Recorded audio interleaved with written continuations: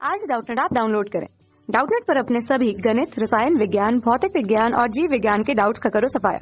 बस प्रश्न की फोटो खींचो, एक ही प्रश्न को क्रॉप करो और तुरंत वीडियो सोल्यूशन पाओ। अभी डाउनलोड करें। नमस्कार दोस्तों, हमारा प्रश्न है कि सोडियम कार्बोनेट जो कि दोस्तों हमें दिया गया है यहाँ पर Na2CO3 और यहाँ पर है 10H2O। ठीक है, इनमें दोस्तों हमें क्या बोला गया है कि इनमें अवयवी तत्वों के प्रतिशत मात्रा की गणना कीजिए। तो हमें क्या बताना है दोस्तों, यहाँ पर अवयवी तत्व जो है हमारे पास, जैसा कि सोडियम, कार्बन, ऑक्सीजन और साथ में हाइड्रोजन, इसके क्या करना है दोस्तों, हमें यहाँ पर इसके प्रतिशत मात्रा की गणना करनी है कि यहाँ पर इनके प्रतिशत मात्रा इस यौगिक में कितनी मूल्य हुई है। ठीक है, तो सबसे पहले दोस्तों हमें यहाँ पर जो सोडियम कार्बोनेट का जो सूत्र दिया गया है वो हम सूत्र लिख लेते हैं, जो कि हमें यहाँ पर क्या दिया गया है दोस्तों, ये हमारे पास Na2CO3 और यहाँ पर दोस्तों जल के कितने मौजूद है, वो है 10 मॉलिक्यूल ऑफ वाटर। ठीक है, तो दोस्तों यहाँ पर हमें ये सूत्र दिया गया है। तो सबसे पहले दोस्तों हम यहाँ पर क्या करेंगे, यहाँ पर दोस्तों हम अपने सूत्र का अणुभार निकाल लेते हैं कि इसका अणुभार कितना आ रहा है। ठीक है, तो दोस्तों यहाँ पर हमें इसके द्रव्यमान भी क्रमशः प्रश्न में दिए गए हैं। तो दोस्तों सोडियम का कितना होता है, वो होता है दोस्तों, यहाँ पर दिया गया हमें 23।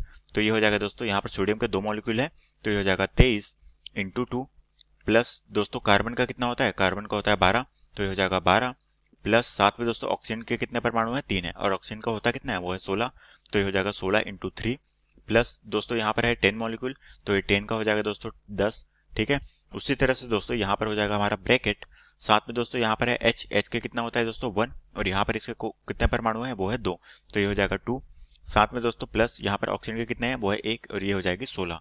ठीक है, तो दोस्तों ये हो गई हमारी।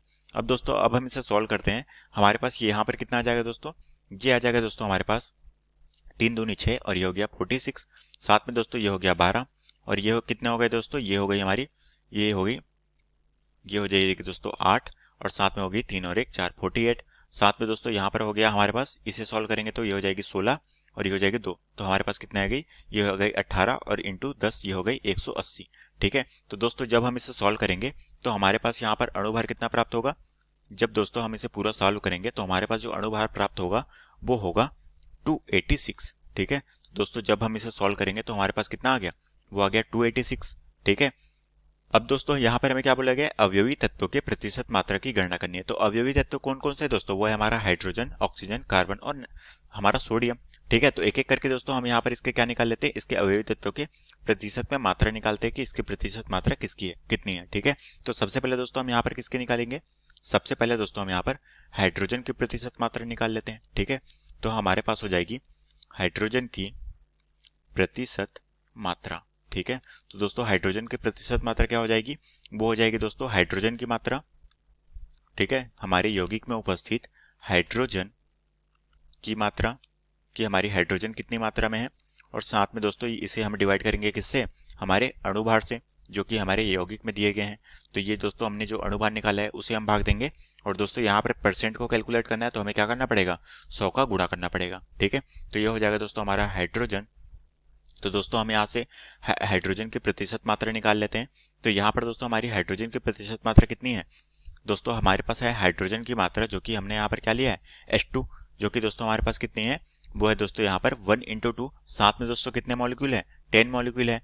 तो हमारे पास कितने हाइड्रोजन हो गए यहाँ पर, ये हो गए दोस्तों हमारे पास 10 और ये हो गई 1 इंटू 2, तो हमारे पास कितना हो गया, ये हो गया दोस्तों 10 और ये है कोष्टक में 1 इंटू 2। ठीक है, तो हमारे पास कितना आ जाएगी दोस्तों, ये आ जाएगी लगभग 20। अब दोस्तों अणुभार हमने कितना निकाला है, वो है 286। ठीक है, इनटू हमें क्या करना पड़ेगा 100। तो दोस्तों यहाँ से हमारे पास क्या निकल जाएगी, यहाँ से दोस्तों हमारे पास हाइड्रोजन की जो है प्रतिशत मात्रा वो निकल जाएगी, और जब इसे सॉल्व करेंगे दोस्तों तो हमारे पास जो हाइड्रोजन की प्रतिशत मात्रा आएगी वो लगभग 6.99% के आसपास आ जाएगी। ठीक है, और ये हो गई दोस्तों हमारी जो पहला अवयव है उसकी प्रतिशत मात्रा।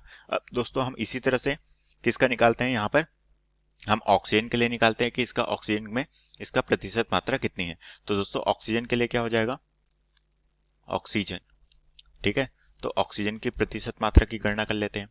तो दोस्तों ऑक्सीजन के लिए हो जाएगी सबसे पहले हमारे पास ऑक्सीजन की मात्रा, ऑक्सीजन की मात्रा हमारे पास कितनी है, वो है दोस्तों यहाँ पर हमारे पास है 1 ऑक्सीजन और यहाँ पर है 3, तो टोटल हमारे पास कितने हो गए वो हम देख लेते हैं। ठीक है, तो दोस्तों हमारे पास जो टोटल आ जाएगी वो आ गई दोस्तों, यहाँ पर हमारे पास 10 है ऑक्सीजन, ठीक है, और यहाँ पर हमारे पास 3 है, मतलब कि टोटल हमारे पास है 13 मॉलिक्यूल है ऑक्सीजन के।